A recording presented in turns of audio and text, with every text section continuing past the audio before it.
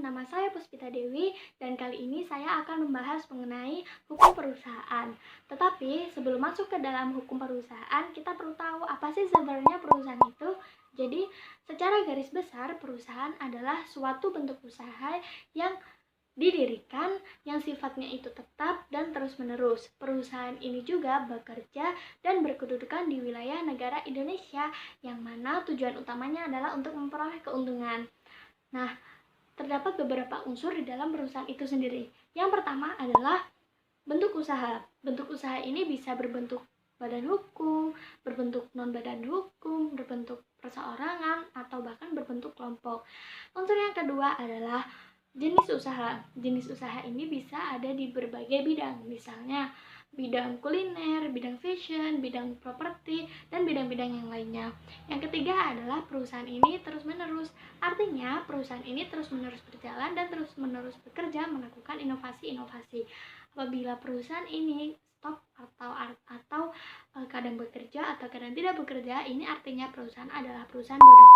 Kemudian, unsur yang selanjutnya, perusahaan ini berdiri dan berkedudukan di wilayah negara Indonesia. Dan unsur yang kelima adalah perusahaan itu didirikan untuk memperoleh keuntungan.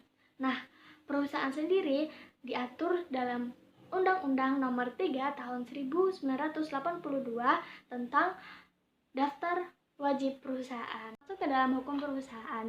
Hukum perusahaan itu merupakan hukum yang mengatur seluk-beluk perusahaan, mulai dari pendirian perusahaan, tanggung jawab perusahaan, jalannya perusahaan, pembubaran perusahaan, sampai kepada permasalahan-permasalahan di dalam perusahaan.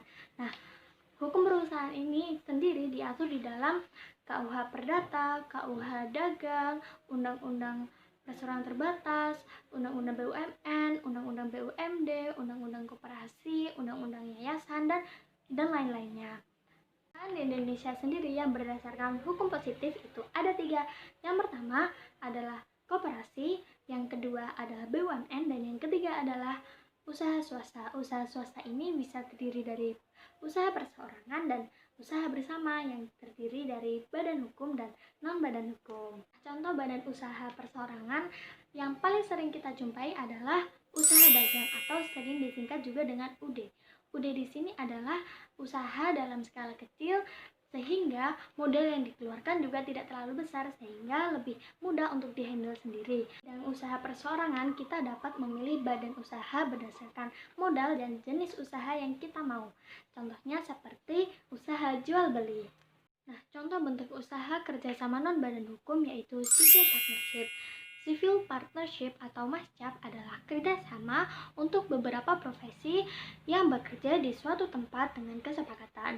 Nah, yang terpenting di sini adalah adanya kesepakatan antara 2 orang atau lebih yang bersepakat untuk mendirikan usaha dan menentukan modal berupa uang ataupun jasa. Nah, civil partnership diatur dalam pasal 1618 sampai 1652 KUH Perdata.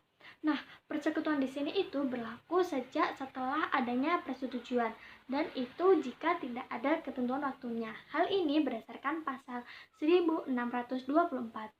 Nah, terkait pembagian untung rugi pada pasal 1633 disebutkan bahwa apabila tidak diperjanjikan untung dan rugi itu akan dibagikan berdasarkan imbang setiap sekutu dan diperkuat dengan pasal 1635 yaitu keuntungan tidak boleh dinikmati sendiri. Dan ketika ada hutang sekutu itu tidak bersangkutan dengan sekutu lainnya kecuali ada penguasa yang memberikan atasnya itu. Nah, yang kedua adalah firma.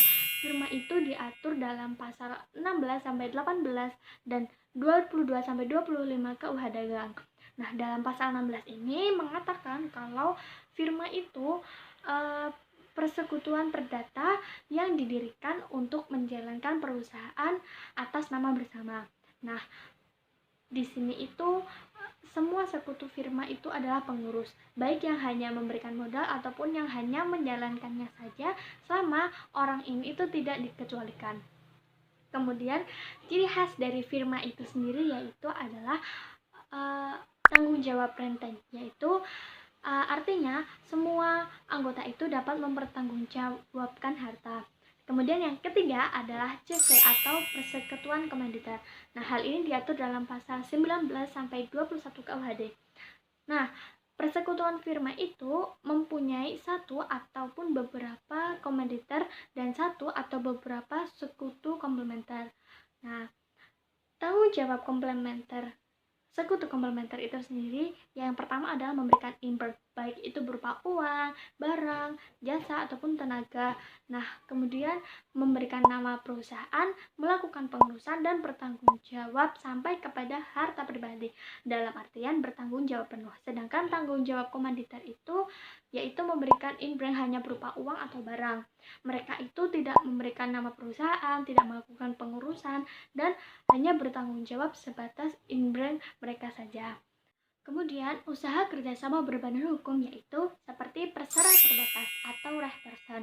Nah, perseroan terbatas di sini itu antara harta pemilik dan harta perusahaan itu dipisah.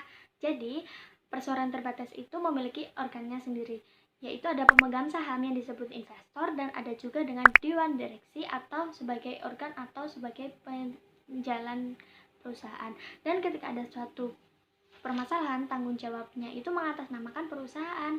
Jadi, tidak bisa menuntut tanggung jawab pribadi. Nah, artinya apa? Artinya penyelesaiannya itu dengan harta pemilik perusahaan, jadi bukan harta pemilik investor. Nah, yang kemudian adalah hukum perusahaan dalam Islam. Kita tahu nih, Islam itu sebenarnya tuh punya konsep bisnis yang sangat baik, cukup baik bahkan. Nah, kenapa? Karena di dalam perusahaan dalam Islam itu mereka tuh mengutamakan kerjasama, kemudian adanya unsur keadilan, adanya unsurnya kepercayaan yang diutamakan, dan tidak hanya mementingkan keuntungan. Dan di dalam hukum perusahaan dalam Islam itu tidak hanya ada dimensi material, tapi itu di dalamnya juga terdapat dimensi religius. Sehingga orang-orang dalam berbisnis itu juga terdapat spirit ibadah. Nah, jadi apapun kegiatan usaha di dalam Islam itu tidak boleh keluar dari tuntunan ajaran Islam, yaitu berupa Al-Quran dan hadis. Nah, cukup sekian dari saya. Semoga bermanfaat buat kalian, dan mohon maaf bila ada beberapa kata-kata yang sulit dipahami, dan terima kasih. Wassalamualaikum warahmatullahi wabarakatuh.